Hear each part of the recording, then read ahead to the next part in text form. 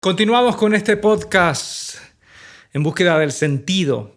Les comentaba en el capítulo anterior que hay 4 bases, ¿no? La base primera es la base de la depresión, la base en donde no hay sentido, no hay plenitud en el presente, ni tampoco hay horizontes, no hay futuro. La segunda, cuando quizás no la estoy pasando bien en el presente, no tengo expectativas, no estoy satisfecho, pero sí hay futuro, tengo proyectos. La tercera es, mira, ¿sabes qué? Estoy bien así. Estoy bien así y no hay mucho proyecto a futuro, no me interesa mucho, déjeme aquí nomás, aquí me quedo. ¿Sí? O sea, contento en el presente y sin proyectos. Y la cuarta es viviendo el presente, satisfecho en el presente y con proyectos en el futuro. ¿Bien? ¿Que te quedaste con eso? Ok, entonces mira, te quiero decir lo siguiente. Algo que lo has escuchado y te lo voy a repetir. La vida se vive una sola vez. Somos una flecha lanzada al infinito. Somos una flecha lanzada al destino. No hay vuelta atrás. Después de que se lanzó esa flecha que fue nuestra existencia desde el momento en que nacimos, no hay vuelta atrás. La vida se vive una sola vez. No somos un borrador.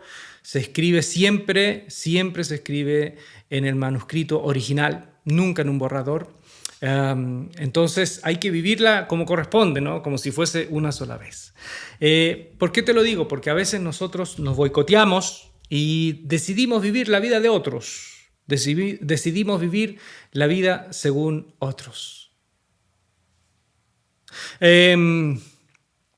Por ejemplo, cuando yo tenía 20 años, mi padre me invitó a hacer una reflexión, que era que yo pudiera hacer una carrera en la escuela de suboficiales del ejército. Y recuerdo que yo le daba mucha vuelta a eso porque en realidad nunca me vi y no era mi perfil por mi manera de ser, ¿no? Desde joven tenía claro algo, que mi manera de ser no era para estar involucrado en una vida como eso, ¿no? Una vida militar, ¿bien? Entonces, si bien no estaba de acuerdo, quise escuchar la voz de mi padre y escuchar las razones. Las razones tenían que ver con cuestiones objetivas, con cuestiones consecuentes, de acuerdo a la realidad que estábamos viviendo. No era una realidad, éramos una familia pobre, una familia de escasos recursos.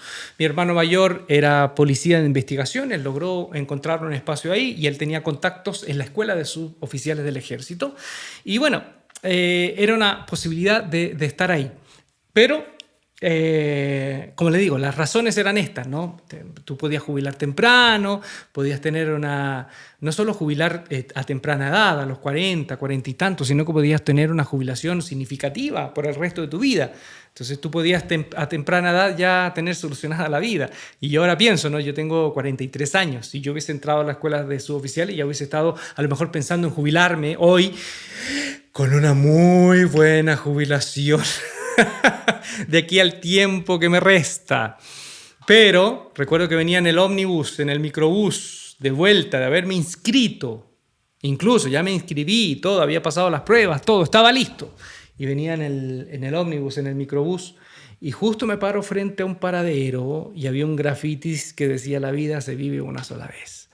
Y ahí, como mi imaginación es bastante frondosa, hice todo un viaje al futuro y me vi un viejo decrépito mirando al pasado y diciendo: ¿por qué no tuve la valentía? ¿Por qué no tuve las gónadas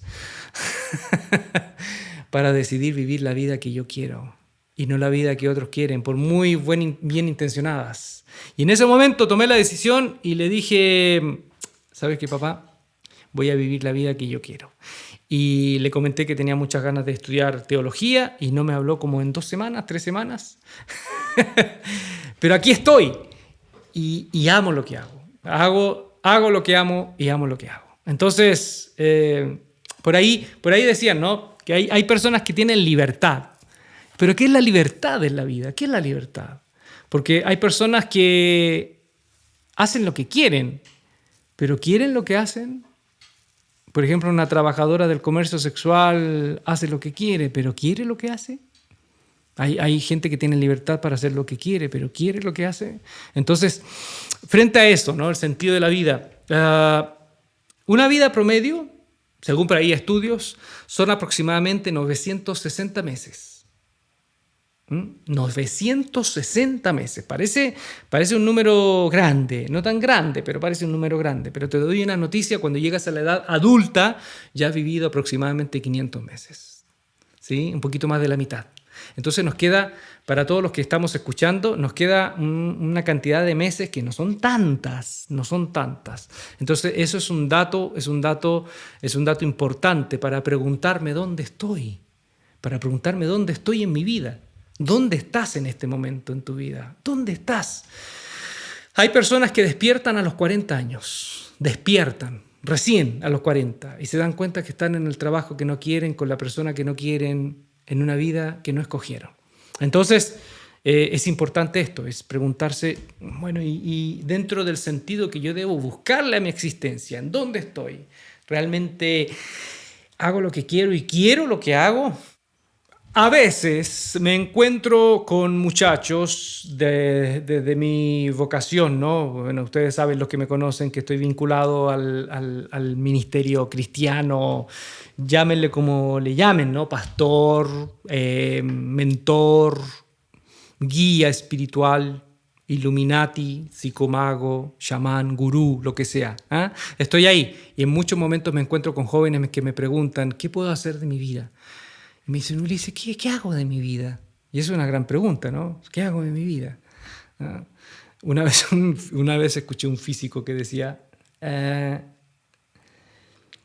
hay preguntas tan profundas como el sentido de la existencia que nos lleva a la vida a responderla.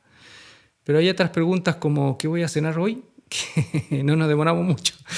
Son preguntas fáciles, pero estas preguntas obviamente me encuentro con los muchachos en los campamentos, en eventos que me invitan a dar conferencias. ¿Qué hago de mi vida? Y yo les digo, mira, no es fácil, pero tampoco no es tan difícil. Primero les pregunto, ¿qué es lo que te gusta hacer?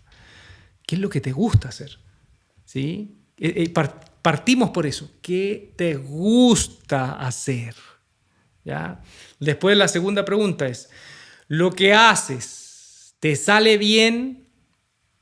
¿Te sale bien? O sea, ¿tienes cierta destreza?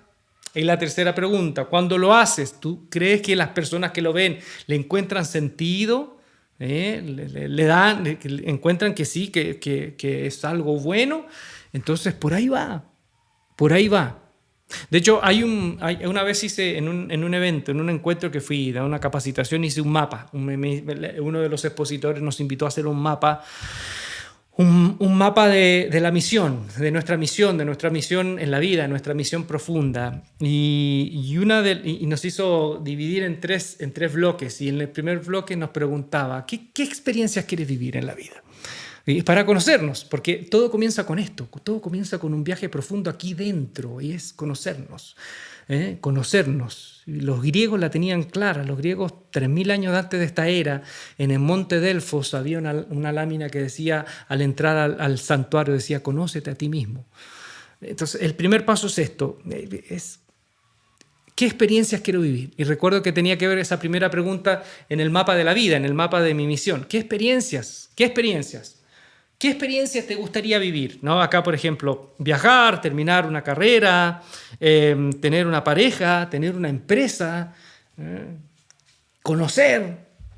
¿Qué experiencias te gustaría vivir? Entonces, teniendo más o menos claro, respondiendo a esas preguntas, ya tienes algo claro de ti, de lo que realmente aflora de tu propia esencia.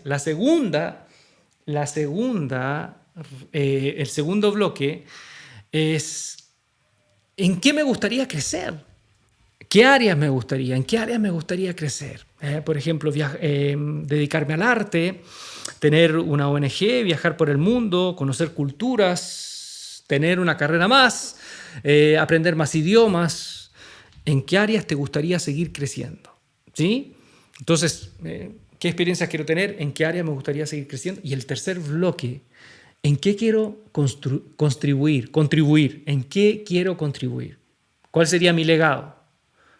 ¿Qué huella quiero dejar? Lo que vimos en el podcast pasado, en el podcast antepasado. ¿Qué huella quiero dejar? ¿Sí? Entonces, ahí puede ser una huella como padre para mis hijos, una huella indeleble en sus corazones, un legado ecológico, cultural, espiritual, artístico, literario. ¿Qué huella quiero dejar? Bien, entonces, si tú te preguntas, si te haces estas preguntas, si haces más o menos este mapa, yo creo que por lo menos tendrías más o menos claro quién eres. Y desde ahí comenzamos todo, ¿no? Desde ahí parte todo. ¿Quién eres? Bien, hay un momento en la Biblia, y aquí ya me voy a poner cristianoide. Hay un momento en la Biblia en donde me parece fascinante el primer encuentro que tuvo ese pescador llamado Simón Pedro con Jesús de Nazaret, que lo relata Lucas, aunque también aparece en otros evangelios, lo relata Lucas. Y Lucas dice que el maestro, el Galileo, iba caminando por el mar de Galilea y la gente se agolpa para escucharlo. Él comienza a hablar y sus palabras tienen sentido, pero ve que la gente es mucha, entonces como él quiere que todos escuchen, no encuentra mayor estrategia que apartarse un poco de las personas, pero tenía el lago de Galilea que le topaba. Entonces va donde uno de los pescadores y le pide, por favor, si le permite subir a su barca para tomar distancia un poco de la gente y para que su voz pueda escucharse